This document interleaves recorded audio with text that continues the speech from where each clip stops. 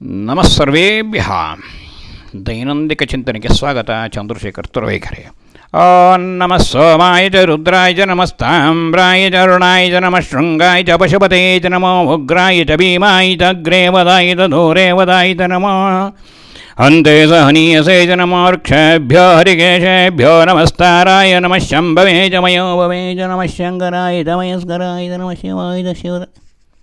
ಸ್ವಾಮಿ ಇನ್ಕ್ಯಾಂಟೇಷನ್ ಇದು sound resonance. ನಮ್ಮ ಸನಾತನ ಧರ್ಮದ ಸಂಪ್ರದಾಯದಲ್ಲಿ ಇರುವ ವೈಜ್ಞಾನಿಕತೆ ಪ್ರತಿ ಕಣಕಣಗಳಲ್ಲಿದೆ. ಒಂದು ನೀರಿನ ಮದುವೆಯಲ್ಲಿ ಮಾಡಬೇಕಾದ್ರೆ ಗಂಗೆ ಪೂಜೆ ಅಂತ ಮಾಡ್ತಾರೆ. ನಮ್ಮಲ್ಲಿ ಉದಕ ಶಾಂತಿ ಯಜುರ್ವೇದ 3 ಗಂಟೆಗಳ ಕಾಲ ಹೇಳ್ತಾರೆ. They will invoke the divine power. ಇದು ವಿಗ್ರಹದಲ್ಲಿ ಹೇಗೆ ನಾವು ಇದು ಮಾಡ್ತೀವೋ ಹಾಗೆ ನೀರಿನ ಮೇಲೆ ಇದು ಮಾಡ್ತಾರೆ. ಯಾಕೆ ಅಂತಂದರೆ ನೀರು ನಾವು ಮಾತಾಡಿದ್ದು ಗಾಳಿ ಇದು ಒಂದು ಏನೋ 3 ಮೀಟ್ರು 4 ಮೀಟ್ರ್ ತಗೋಬೋದು. ನೀರಿನಲ್ಲಿ ಅದು 1500 ಮೀಟ್ರ್ ತಗೊಳುತ್ತೆ. ಎಷ್ಟು? 3000 ತನಕ ತಗೊಳುತ್ತೆ ಮಂತ್ರಗಳು. ಅಂದರೆ ಸೌಂಡ್ ರೆಸೊನೆನ್ಸ್ ಇದೆ, ಅದರಲ್ಲಿ ಕ್ವಾಂಟಮ್ ಇದೆ, ಅದರಲ್ಲಿ ಮೆಟಾಫಿಸಿಕ್ಸ್ ಇದೆ, ಪ್ಯಾರಾಸೈಕಾಲಜಿ. ಇದು ಸ್ವಾಮಿ ಸನಾತನ ಧರ್ಮದ ಸಂಪ್ರದಾಯ ಇದೆ. ಇದನ್ನು ಹಂಚಿಕೊಂಡಿದ್ದೀನಿ. ಸುಮಾರು ಒಂದು 45 ಪ್ರಿಂಟ್ ಆಗಿದೆ ಆಗಲೇ. ನಮ್ಮ ಸೀನಿಯರ್ ಸಿಟಿಸನ್ ಬಸವೇಶ್ವರನಗರವರೆಗೆಲ್ಲ ನಾವು ಒಂದುಗಳನ್ನು ಜ್ಞಾಪಿಸ್ಕೊಳ್ಬೇಕು ನಾನು.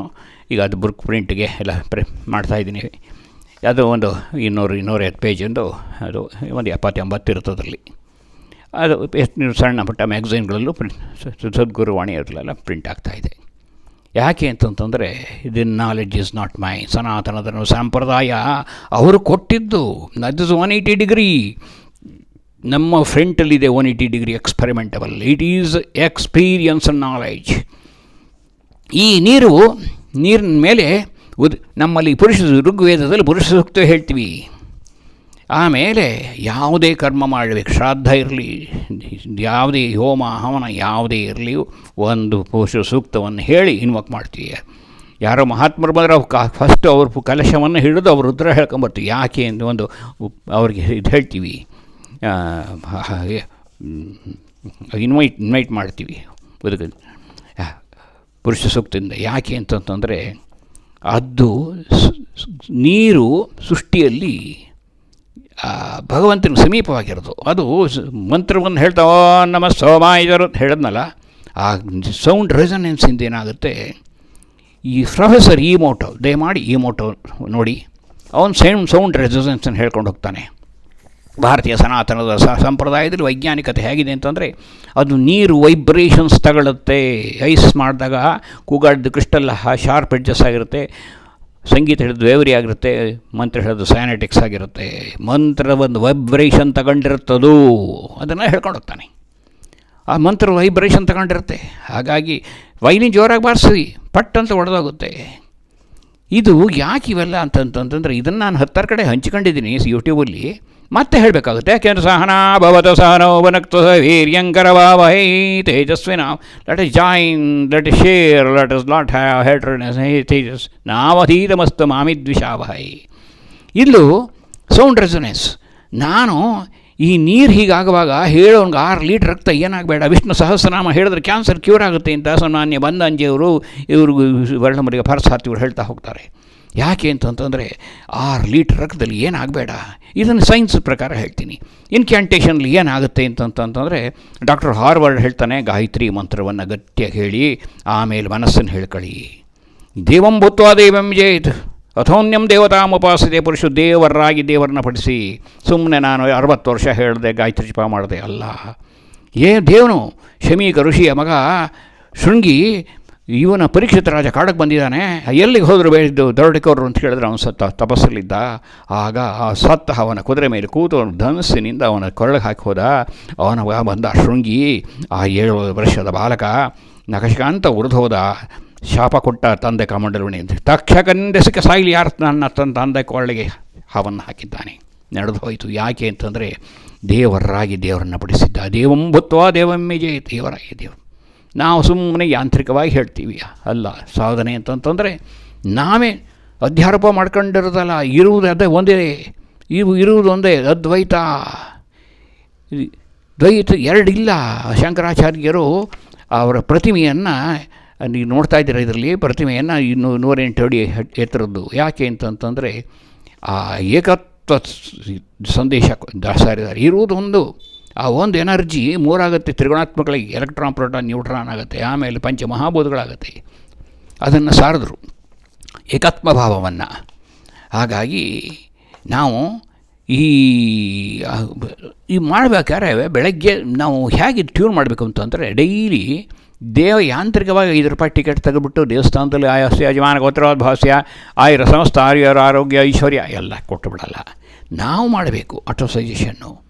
ಯಾವುದು ಒಂದು ಬೆಳಗ್ಗೆ 7ಕ್ಕಿಂತ ಮುಂಚೆ ಆಟೋ ಸಜೆಷನ್ ಮಾಡ್ಕೋಬೇಕು. ಅವಾಗ ಏನಾಗುತ್ತೆ ಅಂತಂತಂದರೆ, ಸೈಂಟಿಫಿಕ್ ಆಗಿ ಹೇಳ್ತೀನಿ, ಈ ನಮ್ಮ ತಲೆಯಲ್ಲಿ ಬ್ರೈನ್ ಇರುತ್ತೆ. ಆ ಬ್ರೈನ್ ಏನಾಗುತ್ತೆ, ಅದರಲ್ಲಿ ಈ ಫ್ರಾಂಟಿಯರ್ ಬ್ರೈನ್ ಇರುತ್ತೆ. ತಲೆಯಲ್ಲಿ ಫ್ರಾಂಟಿಯರ್ ಬ್ರೈನ್ ಅಂತ. ಆ ಫ್ರಾಂಟಿಯರ್ ಬ್ರೈನಲ್ಲಿ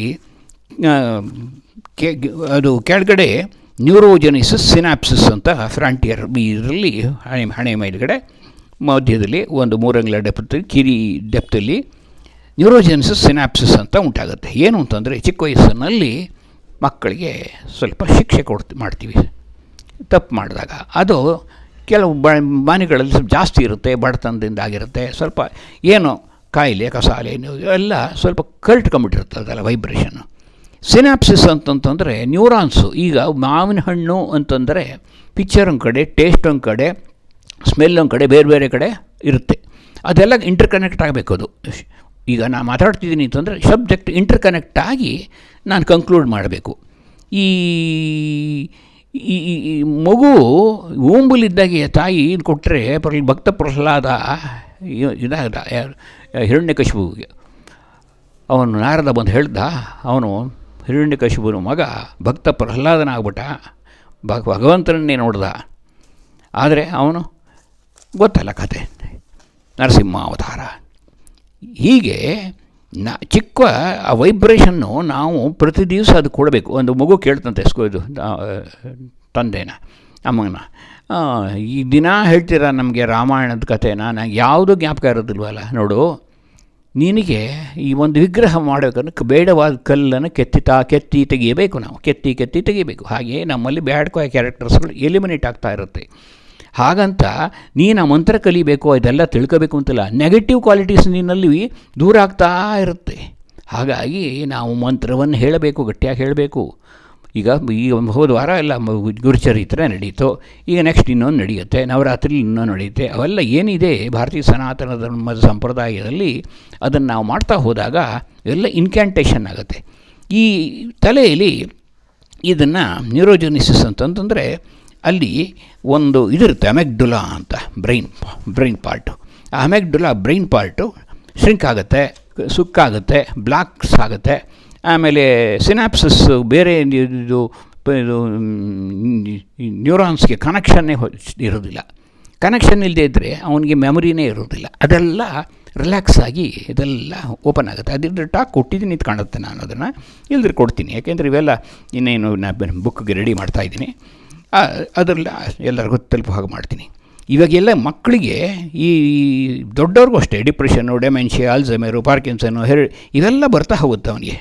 ಇದ್ರ ಕಾಯಿಲೆಗಳು ಬರುತ್ತೆ. ಇದರಿಂದ ಬ್ಲಾಕ್ಸ್ ಎಲ್ಲ ಆಗುತ್ತೆ. ಏನು ಆಹಾರ ತಗೋತೀವಿ, ಆಹಾರ ತಗೊಂಡು ಸೂಕ್ಷ್ಮವಾದದ್ದು ಗ್ರಾಸ್ ಆಗಿದ್ದು ಮಲವಾದ, ಸೂಕ್ಷ್ಮವಾದದ್ದು ರಕ್ತವಾಗುತ್ತೆ, ಅತಿ ಸೂಕ್ಷ್ಮವಾಗಿದ್ದು ಪ್ಲಾಸ್ಮಾ ಆಗಿ ನಮ್ಮ ದೇಹದಲ್ಲಿ ಅದರಂತೆ ಎಲ್ಲ ಗ್ಲ್ಯಾಂಡ್ಸ್ಗಳು ವರ್ಕ್ ಮಾಡ್ತಾ ಹೋಗುತ್ತೆ. ಹಾಗಾಗಿ ಊಟ ಮಾಡುವಾಗ ಅದನ್ನು ನಾವು ಆ ಕ್ಷಣದಲ್ಲಿ ಅನುಭವಿಸ್ಬೇಕು. ಅದನ್ನು ಸಾವಧಾನತೆ, ಅದು ಮೈಂಡ್ಫುಲ್ನೆಸ್ ಇರಬೇಕು. ಏನೋ ಕೆಟ್ಟದನ್ನು ನೋಡ್ತಾ ಊಟ ಮಾಡಿದ್ರೆ ಅದೇ ಆಗುತ್ತದು, ನ್ಯೂರೋಪ್ಲಾಸ್ಟಿಸಿಟಿ ಡೆವಲಪ್ ಆಗಿಬಿಡುತ್ತದು.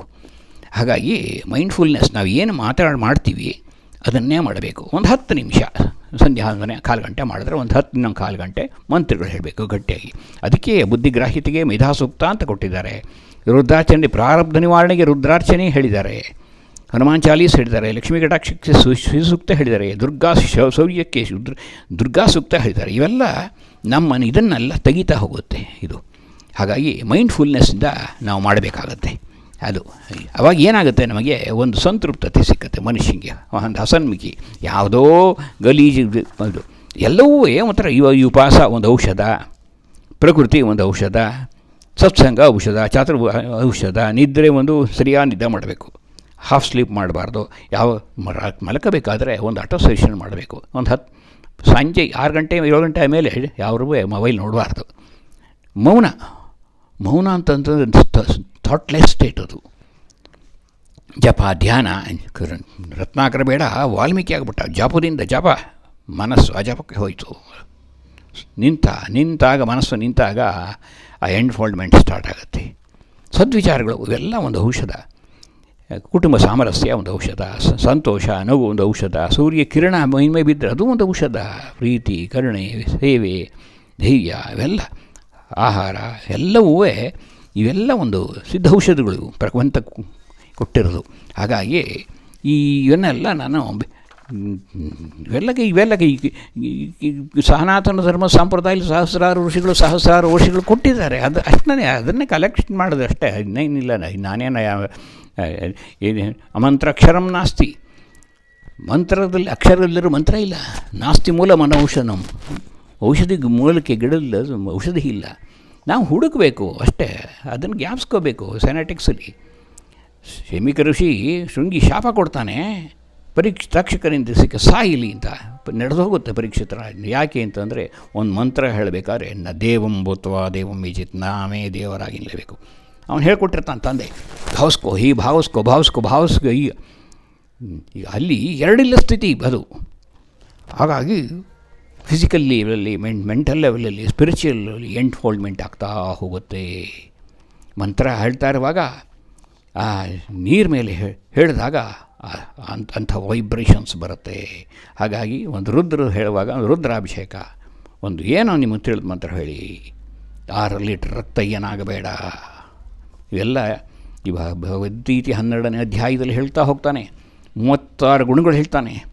ಈ 36 ಗುಣಗಳನ್ನು ನಾವು ಓದ್ತಾ ಇದ್ರೆ ಸಾಕು, ವಾರಕ್ಕೊಂದ್ಸಲಿ ಆ ಕ್ಯಾರೆಕ್ಟರ್ಸ್ ನಮ್ಮಲ್ಲಿ ಡೆವಲಪ್ ಆಗ್ತಾ ಹೋಗುತ್ತೆ. ವಿಗ್ರಹ ಅಂದರೆ ಏನು? ಬೇಡವಾದ ಕಲ್ಲನ್ನು ತೆಗೆಯುವುದು ವಿಗ್ರಹ.